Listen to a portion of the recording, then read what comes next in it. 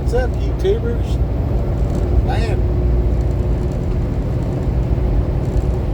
it's very, very difficult when you see somebody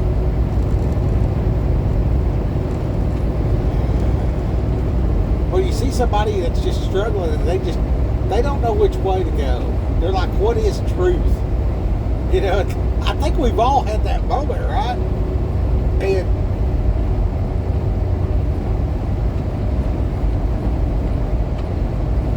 what do you even call it? Like subjective reality? You know, it could be this, could be that, whatever. But they don't take the next step to what is probable and, what's the most likely outcome. You know, I asked the guy, I said, well, what do you think's going to happen if I jump off the top of this building? You know? And I tried every which way to get the dude to just think. And every time it went back to, well, maybe this, maybe that, I'm not sure. Maybe this, maybe that, I'm not sure. You know? And they say stuff like, is it the Quran? Is it the Bible? Is it the Buddha book? The Hindus? The Sikhs?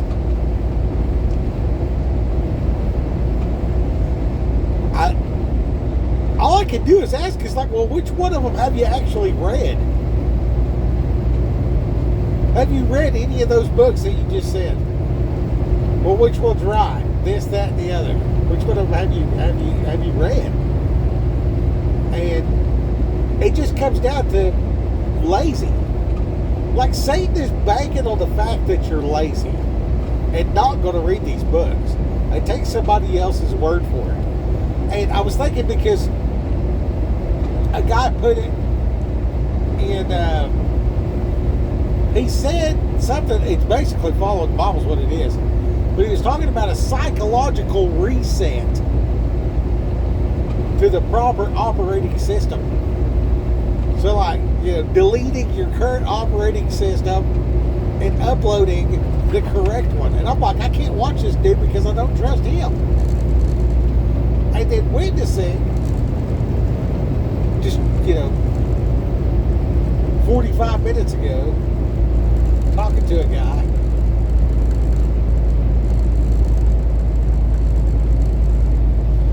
everything that guy was saying was exactly what was going through my head before I went to sleep. Thinking about this other dude, I've watched his videos for like a year. I've never found fault in anything he said. I mean, obviously, or I wouldn't be watching what he's saying. And, well, major fault, I'll say that. And, yeah.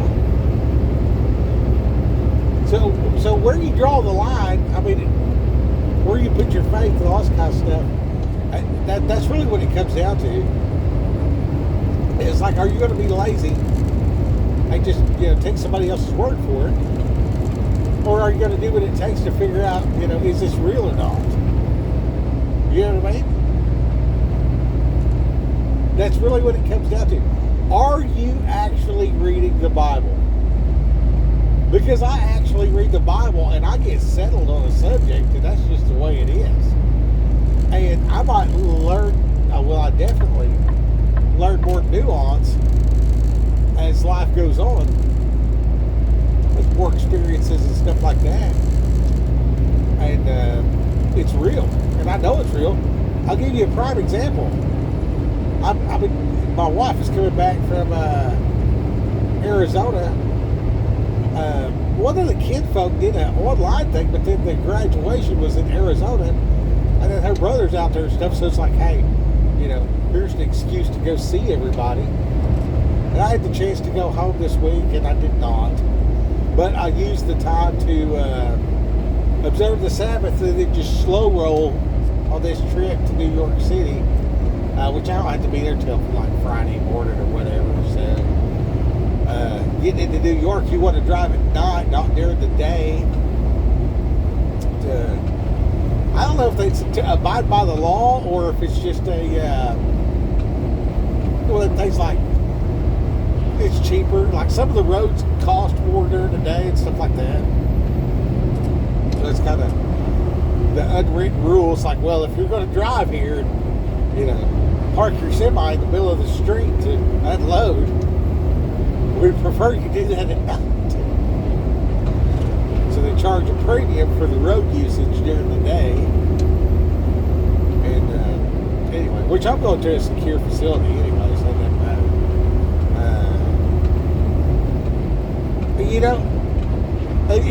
It says something about your character when the boss will give you the stuff that the customer requests. You know what I mean? And when you're moving stuff, it's high value, high security. The anonymity, that's the security.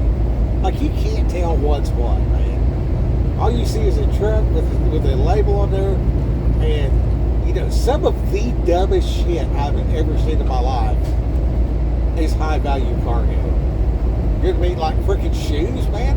Shoes and like steaks. Dude, I mean, they will rob you. They will kill you and take a bunch of shoes. It's like, bro, it's freaking shoes. So, I mean, I get it. Sometimes on the whether or not they can flip it on the black market is a big deal. And a lot of times that's what makes it high security. It's like it's not really actually worthy of the label. It's just like, this is the stuff the street vendors sell easily.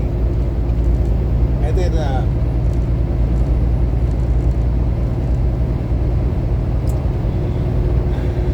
man, I run into that guy and I was like, dude, most of these people go to hell. It just like, it's so difficult, man. And then, just do your pre-trip, go drive around. And then I called, and my wife's not real good at answering the phone.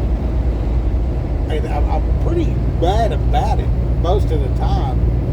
And I just figured, God must be showing me patience or whatever. So, I called, she answered, I called back, and I'm leaving a voicemail. And in the voicemail, I say, well, I'm just going to choose to love you. I mean, maybe I'm asking something that you just can't do. I mean, I know you can answer the phone, but you're not. There's a blockage there. And I'm going to choose to love you anyway. You know what I mean? And just be a good dude no matter what. It's like, wham, I didn't, you won't answer the phone. You haven't met my request, but I love you anyway. I'm not going to make a big deal out of this no more. I will let patience have its perfect work, so I'll be complete, lacking nothing. And if you got to lack something, I mean, nothing is the best thing to lack. And the freaking phone rings, and she's calling me back. And I answered the phone, and this woman, I'm telling you right now, when you wake her up, she's about as gruff as they get. I mean, it's not pleasant. But when she's groggy, I mean, she is just the sweetest of tea. I mean, just like, man, I don't even know how to describe it. Like, sometimes I'll just see it in her eye, this innocence. And it's just like, oh man, it just melts my heart. It does, man. It's just like, I freaking love that. You know what I mean? It's just this purity of goodness. And there's like the morning thing where you're like, oh, I got to get up and do stuff, and grumpy. You know what I mean? Don't poke the bear situation. Most of the time, like at 7 o'clock in the morning. But here it is in the middle of the night, because she's not out anyway. So I figured, well, I'll call maybe. And she was sleepy. I'm leaving a voicemail, and then she's like, hey. And I'm like, hey, I just decided I'm going to love you no matter what. And she's like, that's good. She's all groggy. Man, and it's just like a full completion, like the full circuit. You know what I mean? Seeing God's heart for this guy that's, atheistic. And then the love of the wife, and then just like a fully repentant heart inside of me, you know, that I had to curtail. Yeah, I have strong urges. I have very, very strong urges. Like, I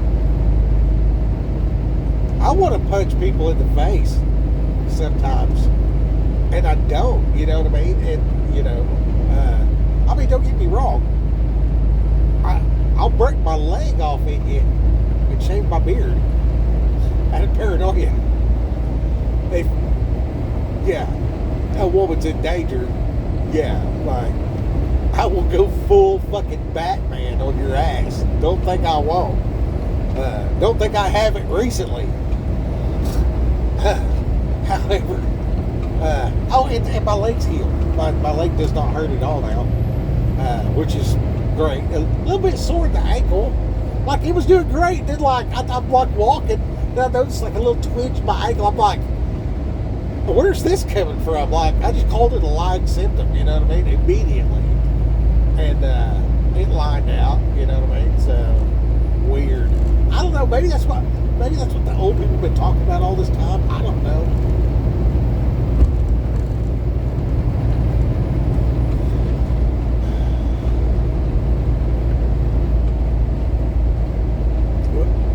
I was literally saying the words, "I will be complete lacking nothing," and my wife called. And the best way I can explain it is a completed circuit. The full holy matrimony of three, the chords of three. You know what I mean? So you got the Creator, you got Jesus, you got the Holy Ghost. You know, they're all persons of God, right? So, you know, you can call me trucker, you can call me roofer, you can call me husband, you can call me dad, you can call me a jackass. I mean, I'm a comedian, you know what I mean? Heathen, foul mouth, apparently sometimes Batman, and so. Anyway, I'm Batman.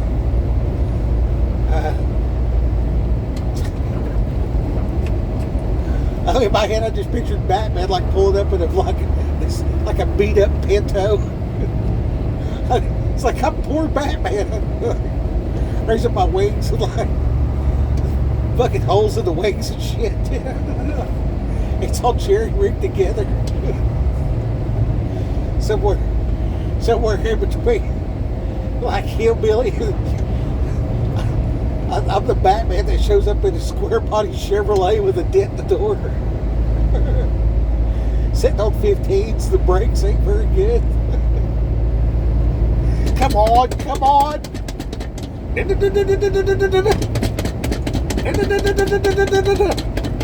Hang on a second. Pumping it, try to get it. Pull the choke out. Put that down in the comments if you ever spent 5 minutes pumping the gas pedal trying to get the truck to start. You too could be broke Batman. Oh man.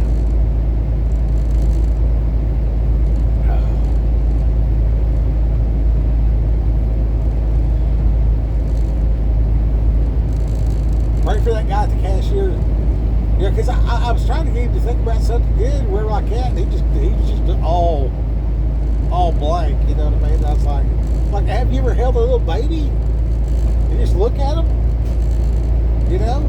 I'm like, does your mom love you? And he's like, kind of. He said that his dad was a piece of shit. And I'm just like, man, I'm sorry you had such a bad life. You know that's like normal, right? Like on average, like, you don't have whoever you are, I don't care who I'm talking to right now. You don't have the market cornered on crazy, sad, and unfair in your life. It's everywhere, man. That's actually average. You know, somebody that has a good life Because I know, I've never met one. I've never met one. Ever. Never, ever. Not one single time. If I talk to somebody, I'd be like, man, has your life been good? They're like, well, I took a few on the chin. Like, I ain't being a pussy about it, but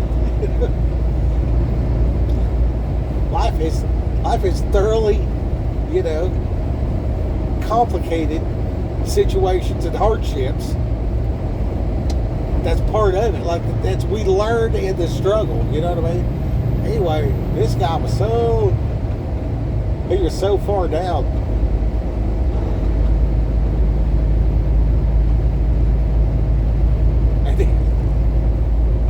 I do have a praise report. I found a meme. I was flipping through the Facebooks, trying to fall asleep. You know what I mean? And I had to get this to turn off. And it seems like I'll just drift a little bit, and then bam, I'm just like in deep sleep. I don't know. I can't explain it. I don't have any trouble falling asleep because I'm usually exhausted, right? So I think if they did a sleep study on me and like studied the chemicals in my body, like what's actually happening, like my brain waves and freaking, blooping inside with the neural freaking chemical pathways and stuff. If they did a study on me, like they'd be like, okay, this is exactly how to fall asleep and get into deep sleep and restorative state of being about that fast. Because I'm just like this, and I'm like that. But just like, if you, I'll tell you where I learned it. Which this is wild.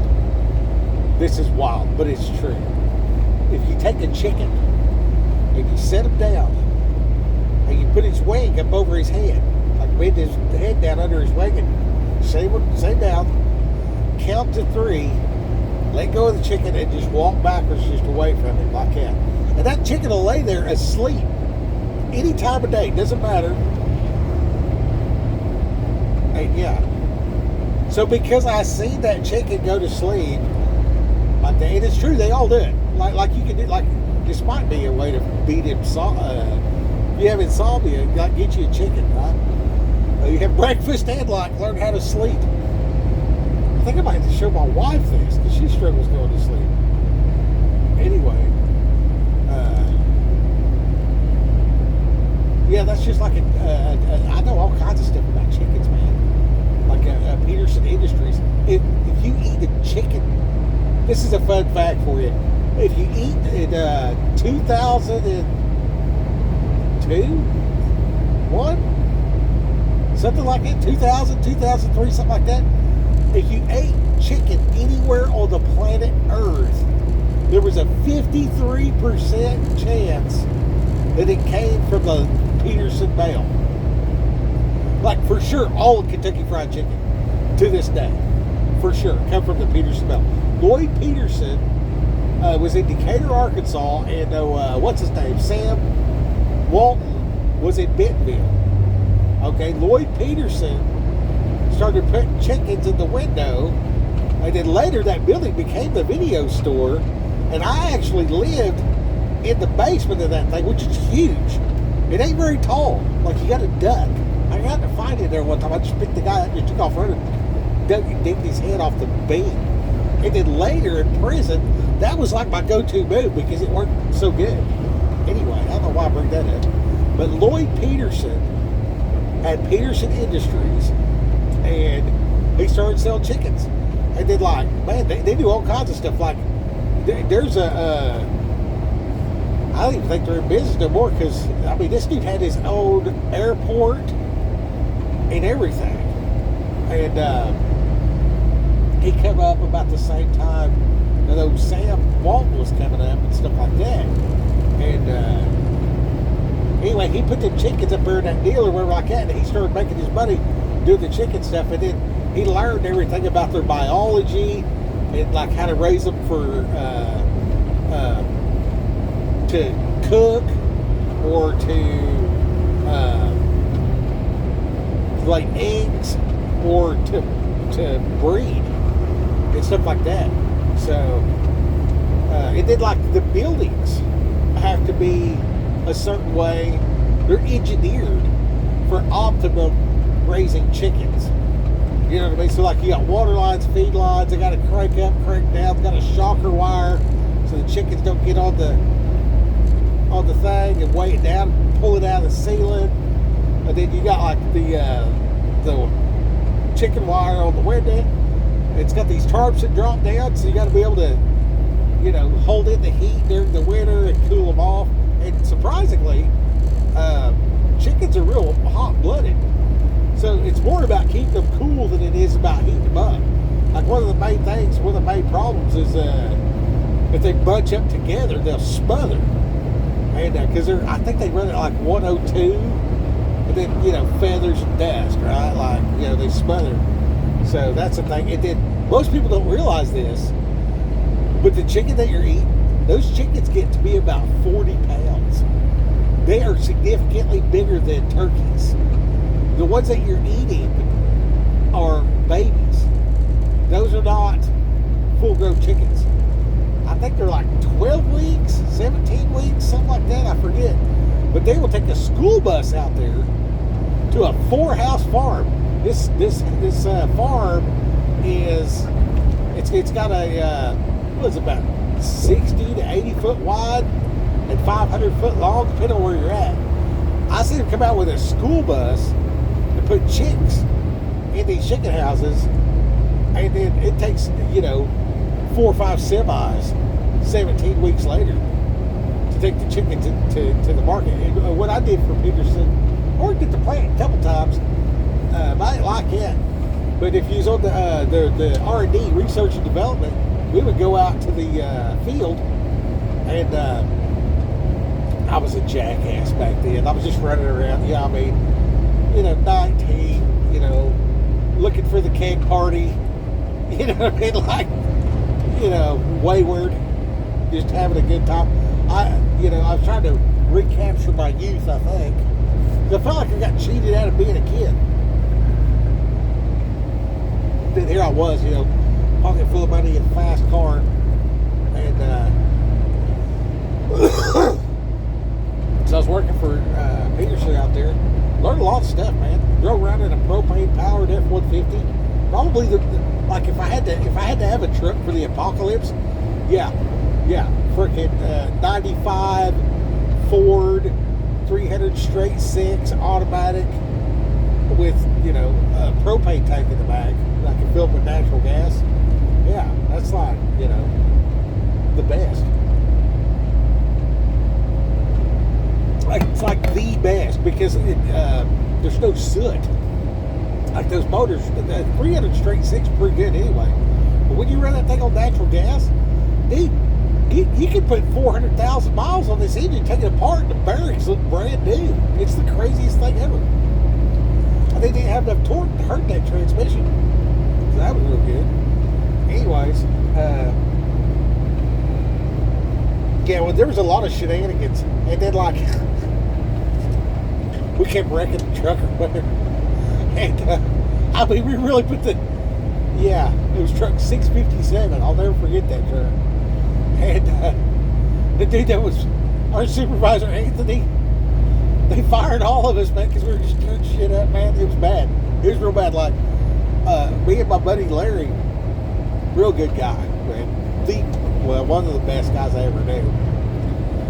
And we would go clock in at midnight, get in 657, and go like we was going to go to one of these chicken houses. Then we'd drive to Missouri, and they had this bar called the Red Barn.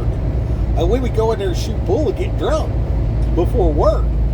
And then we'd drive back to Arkansas, and then we would, they had these little screens, it's like fences, right? So we'd go get these fences, and you go in this chicken house, you shoo all the chickens down to one side, then you put the little fence up, and it's about waist high, and then there's a little short fence, and then you take the chickens, and there was a guy specifically that would feel the chicken and decide whether or not to keep it for breed stock, and then they would send the rest to the plant to become dinner. So, and they would just spray paint an X on their back. You know, so we had like a little catch pen over here, We got them all ran to the side like that. And then it was our job to catch the chicken and hand it to the guy. That's like all we did. So like you'd open up the thing, shoo them in there, close the thing around them, and then you get in there and you're pretty much on your knees, just grabbing these chickens and handing it to these guys. And they're like checking it. It doesn't matter how long it takes. You know what I mean? So you just want to be fast. And then the catch crew comes after that, and they catch all the chickens, throw them in the cage, and put them on the semi, and take them to the plant. So it was a little bit manual labor, and then the position that we were in, they would move you to different parts of the organization, because like they were constantly evaluating the employee, but they didn't tell you. You know what I mean? Anyway, so they realized, hey, these guys are on drugs real bad, tearing up everything, and I'm pretty sure, like, yeah, well, there were shenanigans for sure. Anyways, so they fired all of us. They had Anthony fire all of us, and then after he fired everybody, he felt bad about it too. He was a real good guy. And then they fired him. They're like, well, you let all this go on, because they're like, he's like, hey, they realized that, on this day that, on this day that, and then there was this, so we're going to have to let you go. It was like one of 2 times I've ever been fired in my life. And, yeah. I don't know if you ever been fired, but I have not, except for twice. One of them was that time, and then Anthony was the one fired everybody, and then they came in there and said, okay, yeah, well, you let all the guys do all that stuff, so you're fired too. And boy, he was mad about it, and he really took it bad, and it is what it is. Anyway,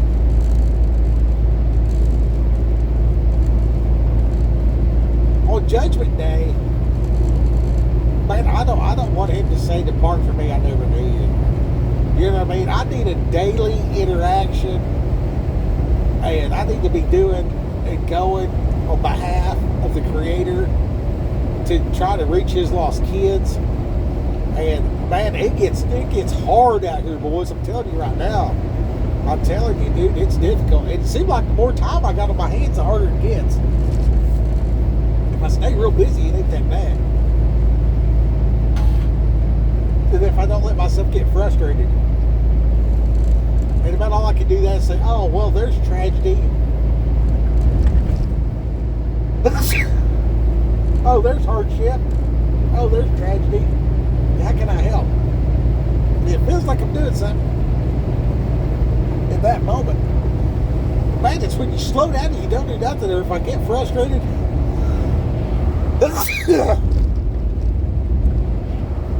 And I ain't joking. I don't think I've ever cursed God.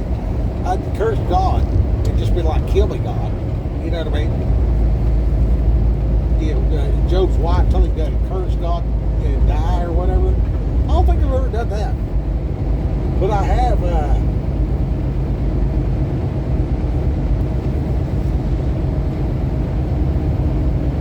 I don't want to say, I just feel like checking out sometimes, man. Like,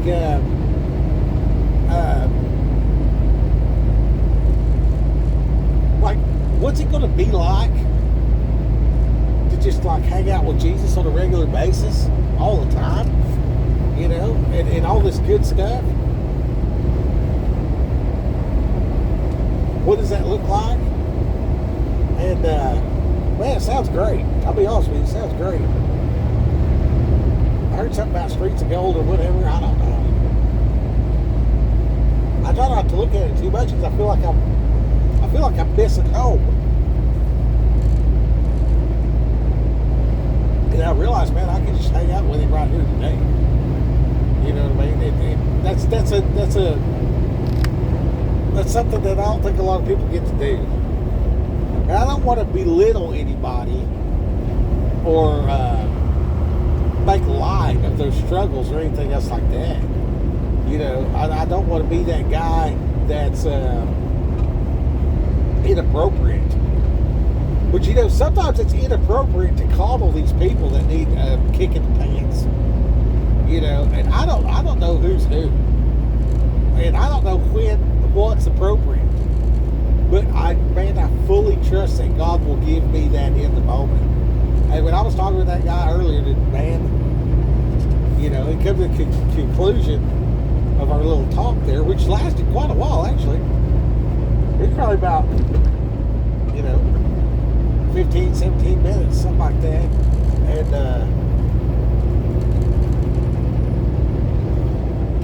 it ended with, well, we're going to find out. And I was like, yeah, well, we will definitely find out. There's no getting out of that. You know what I mean? And, man, trying to get this boy convinced to educate himself before he decided. I think that was the big key there, you know what I mean? And,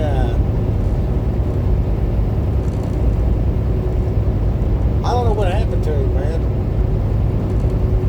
But he sure was taking it hard. And then he was under the assumption, you know, I don't tell everybody that their life is normal if it's hard. I don't say that a lot. But today I figured that out. You know, maybe I have said that before. I don't know. Anyway, I mean, it's not a new concept for sure that everybody struggles. Oh, what's that song? Everybody hurts sometimes. I used to hate that song. I was like, suck it up, man. Quit being a little girl. Anyway.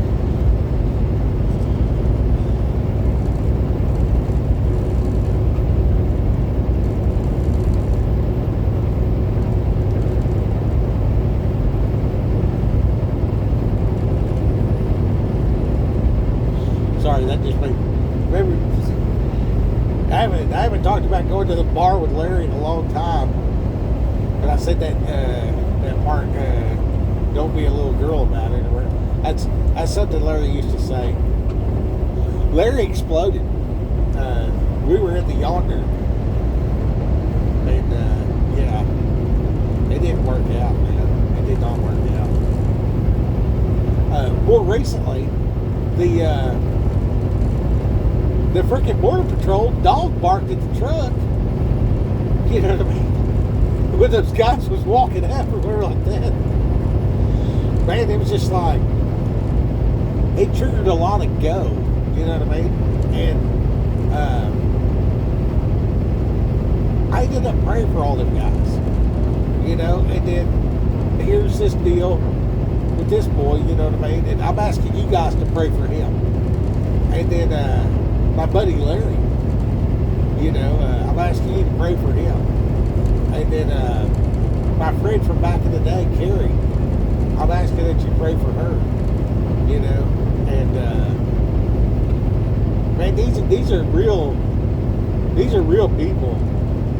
You know, and there's so many of these real people. And you know, I'm asking you to pray for your wife. I'm asking you to pray for your dad. I'm asking you to pray for your brothers and sisters. Whether they're with us or they've already passed, or yeah, with no concern for what time it is. God transcends time. And I don't know, and I haven't read or studied or nothing. But one day, I was reading about Paul being shipwrecked, and I just started praying that like a fish would just like jump in his mouth when you have some sushi or something. I prayed for him to have like a decent sized piece of wood or something, a floaty or whatever. You know what I mean? Where you can get it, you know, at least something to help him tread water, or you know, hopefully big enough he can climb up on top of it. You know. Except I didn't pray that. I just prayed for a floaty and a fish. And it was just part of a prayer, like I prayed along and then I praying. And, you know, that kind of came up. And then I prayed about other stuff, events of that time, which is, you know, 15 years ago or whatever. And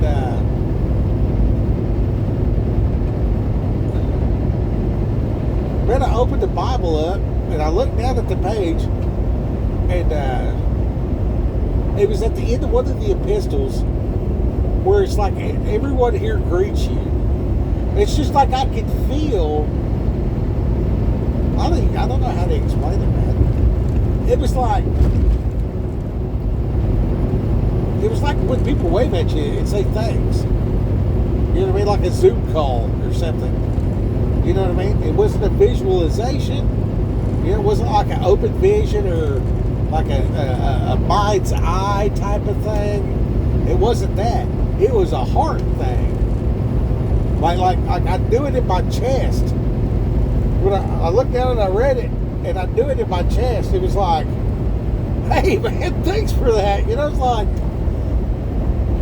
and I still don't know what to think about it, but it's cool, man. It was really cool, dude. It was like, I really appreciated it, man. And I've been alone, man. I've been alone. I've been in some difficulty, but I've seen some glory too, guys. Like, and you know, it seemed like when it was real difficult, like I just, you know, it seemed like it wasn't even me that was getting me through it.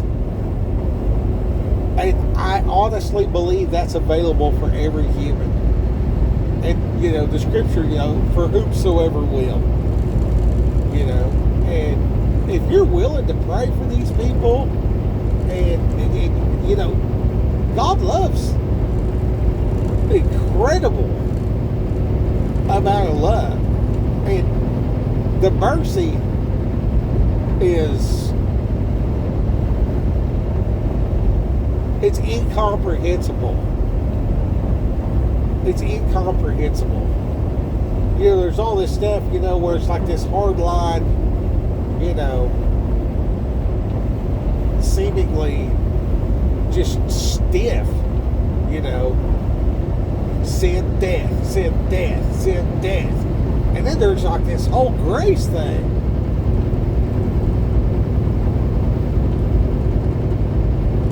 You ever get a grasp of what Jesus did on the cross, man?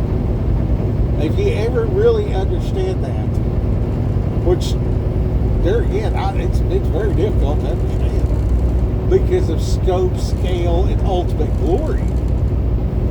You know, when He saved us, like He actually saved us, man, and it's like you see these guys come from a different country and come out here and try to drive a truck. You know what I mean? They don't know what the hell they're doing. They'll be going the wrong way down the highway. They're just like fight or flight kicks in, and they're just like, oh shit. You know what I mean? Like I see that one video where the guy, it looked like he fell asleep or something, but he takes off down the median. He's in semi. He makes it down in the median, and then he eases back up, and he's into the oncoming lanes, and he's driving, and he's going, and he didn't slow down at all, which is probably why he didn't wreck, because he's still pulling, to be honest with you. And then he gets down there a little bit further, and you know, they go over overpass or like that, and then there's opportunity, and he crosses back over to the other side. And yeah, like, don't do that. Stop. You know, call the law. Say, hey, look, man, I need to get turned around, whatever, like that. You know, yeah, don't just drive into head-on traffic. You know, but they don't know nothing. They don't know. They don't have no idea what they're supposed to do. They just fight or flight, and they're already driving, so flight seems pretty easy. Like, oh shit, I fucked up, so I better get out of here. And then just put everything at risk. You know, and I've seen testimony from people and heard testimony face to face, but I've seen it on the thing. And they would get into the most wild police chase they could in some of these places because they knew that the cops had to break contact if it was getting too dangerous. So I see the guy, he's like, oh yeah, if I could, I would go the wrong way on a one-way street. And they wasn't worried about, evading police chase and all this kind of stuff or anybody's life. They were driving, trying to get rid of the contraband. Whatever they had on them, pistol, guns, whatever like that. They had to drive long enough to get rid of the big charges. And like up there in Washington, like, you can just run from the cops and then get caught and be back on the street in a day or two. It ain't like Oklahoma. You know what I mean? In Oklahoma, if you take off driving reckless, or Arkansas or Georgia, bro, drive your car 90 miles an hour the wrong way on a one-way street, and those cops are going to shoot you, dude. Like they're not gonna mess with you, man. Like they're just gonna like hold a pistol out the window and just open fire. You're in serious trouble. They will take your life because you're trying to take somebody else's life. Anyway, these other places ain't like that. So that soft on crime stuff is bad. And then you got the people that don't know nothing, which is bad. And then now, like, the forced reset triggers and all this kind of stuff. So, like, everybody's just like, yeah. The conditions are set for, battle royale. And the guy at the gas station, he's like, what is truth? And then you see, like, Obama's on there, and he's like, well, if you give them, 50 different things to believe in, then you got them. Well, where do you have them? You got them baffled with bullshit. You know what I mean? They don't know they can't make a decision. So indecision creates the inaction, and yeah, they never wind up accepting the gospel, getting baptized or anything like that. So when he says you got them, he's referring to like a soul going to hell.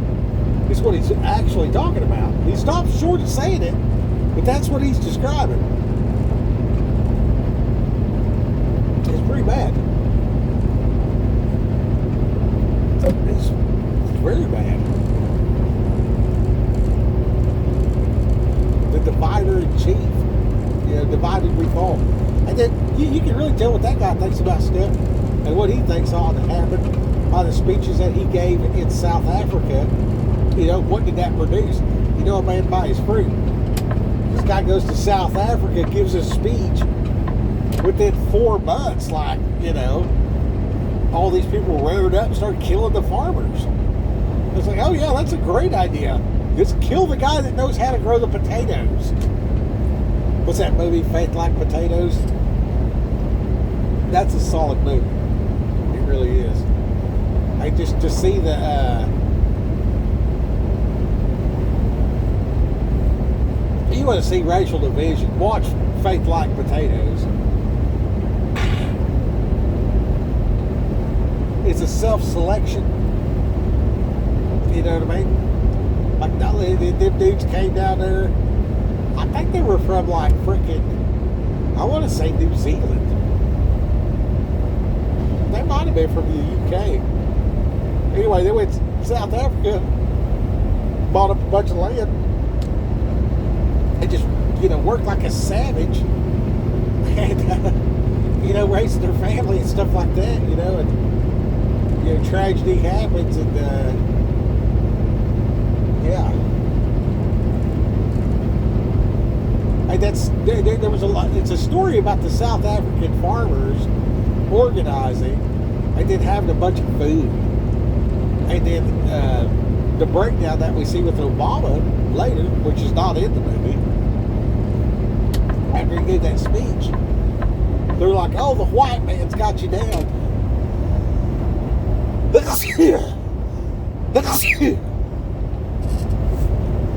Which, there was so much infighting and such a lack of industrialized farming that a lot of people were starving.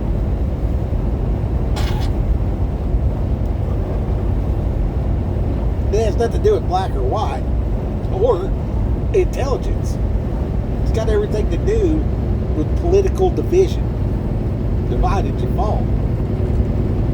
So we can see the evidence, what was produced. So you see the speech, it incites the hatefulness. Oh, you should go take your land back from the white guy. You know what I mean? The white guy is like the third generation of white guy that if some white guy showed up and bought some land that was not producing anything and started growing potatoes. You know what I mean? And then 50 years later, they're like, you did something to us bad. It's like, okay, yeah, like I freaking grow potatoes, bro. Oh, man. It's the same everywhere you go, all throughout history. You know what I mean? So, pick your topic, get mad about, blow it out of proportion, enact freaking violence. Ridiculous. It's ridiculous.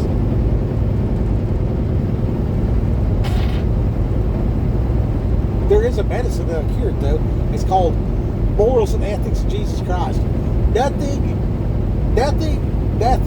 in the world is as effective as a man that thinks, I should be in hell, but Jesus died for me, so now I'm going to live a life the way Jesus did. Out of honor and respect. Not obligation. I'm not obligated to do a motherfucking thing. I don't have to do shit. Jesus did everything for me to be able to go. Full stop. I should learn how to do the feasts and stuff out of respect and admiration, because Jesus did the feasts. He was the embodiment of how a human should go and do life on earth. So if he did it, I should do it. If he did not do it, I should not do it. End of story. So easy it came back. You know what I mean? They're comprehending. Matter of fact, it's the highly educated that seem to be missing it. And then it's the completely ignorant that are persuaded away through various ought not.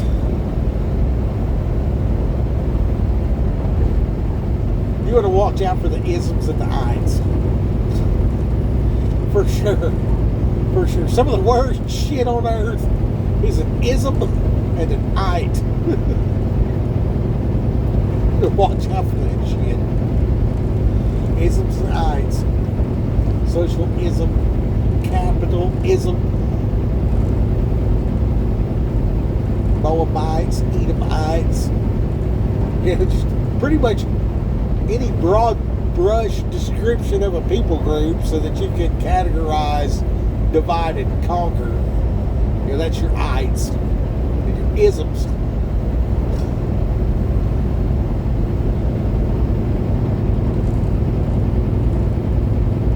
I guess I'm going to just shut up now. I think pray for these people, man, and pray for your kinfolk that's already dead. If you got somebody in your life, sometimes they're like, oh, he's smiling down with a tear in his eye at the funeral. And then you're thinking to yourself, that might be a sweat bead. I heard it's hot down there. You'll see him at the funeral. Not anybody's funeral recently or anything else like that. That's not what I'm talking about. But, man, I didn't know if my mom was saved or not. And I didn't know what to pray. And I just get a call. I'm in the jail. And I'm just like, have mercy. I just was praying for mercy. I didn't know if she was alive or dead.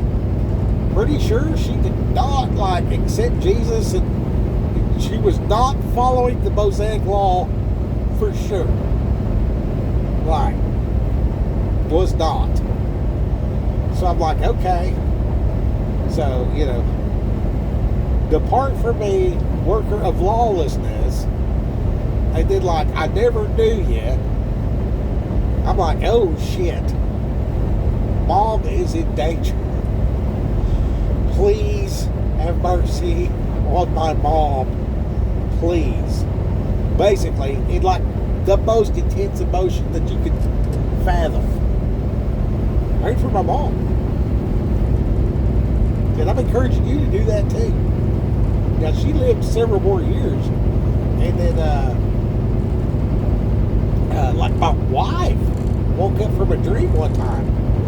And she was like, yeah, man, like your mom and Jesus was hanging out or whatever in my dream. And I was just like, that sounds great. I'm glad you had that dream. You know what I mean? Like, that was very, very comforting to hear. Like, from the prayer of mercy till the time she died was around, I don't know, 5-10 years. And then probably 5 years after she was gone was when my wife had the dream. You know, and it's spectacular. You know, I'm just like, I don't know why he's so good to me, dude. I have no idea. I don't have no idea. I am not qualified. I'm not. But I am willing. You always, man, there's something like, dude, they got this backpacking deal going on where you like go walk and like somehow like orphans, like trafficked children get rehabilitation and you know, have a place to live. If you go walk like a 5K, walk a 5K, they call it the ruckus. I'm just like all set, ready to go and stuff like that. And then, you know, stuff happens, legs messed up, whatever like that. And then, you know, had all this other opportunity, and then all this stuff happened this weekend. And then they put me on this load, so like, you know, I can't just, you know, blink my eyes in New York City and be in freaking Oklahoma. You know, it's like, well, I deliver at 8 a.m. on Friday. Maybe I can make it to, you know, Fort Smith, Arkansas in 6 hours. You know, like, sure, that's happening. And then come to find out, you know, because God makes a way. They have like the remote ruck. You know what I mean? And that's something, yeah, if you want to be a part of that, that's you want to check out that CalebHouse.org. It's Caleb with a K. Don't get me spelling. I mean, like, you can spell better than I can, I promise. And, yeah, so, CalebHouse.org for the ruckus. And that outfit is squared away down there. I'm telling you right now. If you want to go somewhere and see how professionals walk in grace, that's the place to do it. The grace abounds there. Like, everyone there is willing and capable, and they actually put their money where their mouth is. It's exceptional. Very rare to find people like that in the earth. Incredibly rare. You know, and even then, there's like, you know, even with them, it's like, you know, they're rescuing kids and stuff like that and everything, and, you know, you want to pitch in and help and stuff like that, you know, but it's like, how do you vet anything? You know what I mean? And you get that analysis paralysis. So this is what I do. I say, God, what do you want me to do? And I get an inkling, one way or the other, and I just do that. And then I don't worry about it. And I just go on to the next thing. So people think I'm impulsive and make emotional decisions at the moment and stuff like that or whatever like that. But the way my head works, you know, the reason why I have so much trouble in my marriage is because I'll see the root of us butting heads, and that doesn't work, and a house divided cannot stand. You know what I mean? And for the sake of peace in the home, and then I got to be the bigger man, and then I got to step over. I got to realize I'm the stronger vessel. I can't expect my wife to come around to my way of thinking. You know what I mean? And then, but I do expect that. And that's a stupid expectation. So I'm bad because I have unrealistic expectations. Like, Dennis is one of the best dudes ever. But I'm not going to give him 5 steps of instruction and expect it to work out. I'll be like, oh, hey, can you mow the grass and plant a tree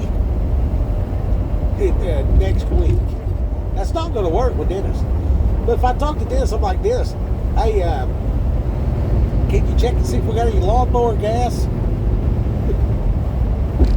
Oh, yeah, I got gas. Is there gas in the jug and in the mower? Oh, let me look. Okay, is there gas in the mower and in the jug and in the S10 and in the weed eater? And do we have weed eater, like, 2-cycle oil? Oh, he'll never figure that out. It's too much. It's too involved. Piece by piece. And I know that about the guy. You know what I mean? I'm like, hey, man, we need to dig a hole. Well, he'll go out there and start digging, but, there ain't no telling where.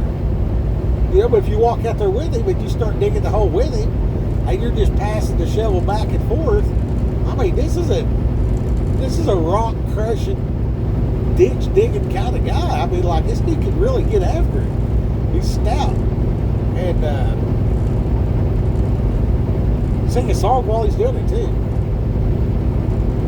So I would be, if I asked Dennis to do my taxes and then it didn't work out and then I got mad, I'm like, well, do the taxes. It don't work.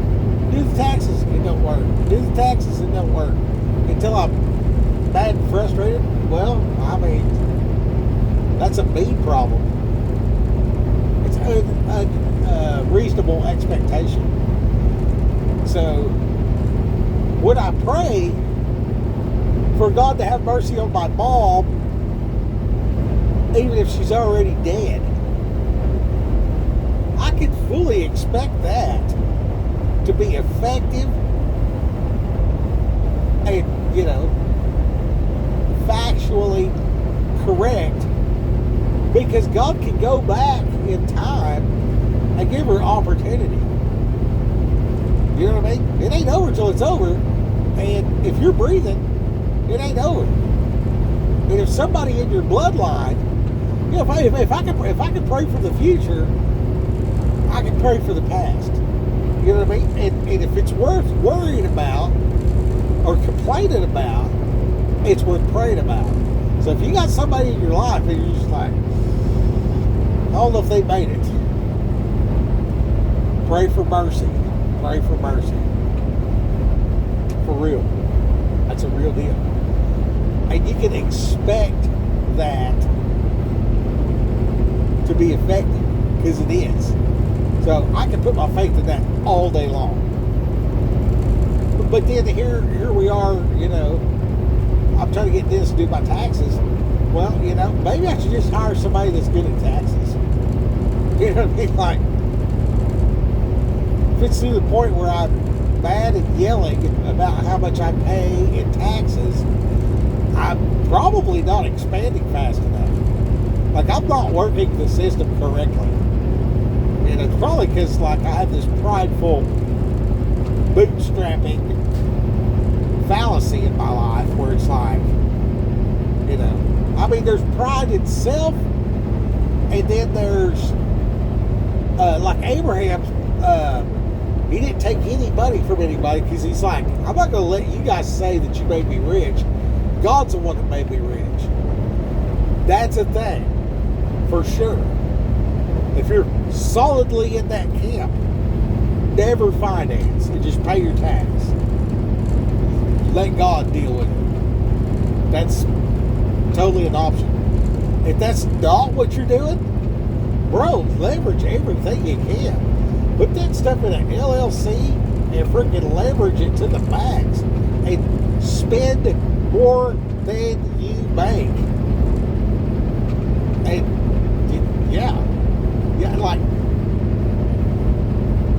is oh shit, what's his name? There's Kiyosaki, and then there's like Elon Musk. You know what I mean? Where they just get a loan against their stocks, and then pay the loan back with interest. So you know, they're chasing their tail, but it's not profit. You know what I mean? The profit's going back in the company, and there's ways that you can do that, man. I don't know all the specifics about everything, but either way, on paper you're broke. Okay, so on paper, I am broke. Own nothing, but control everything. You know what I'm saying? Anyway, I'm gonna get off here. I gotta kick the water out of the tire up here. All right, Raquel, go get him.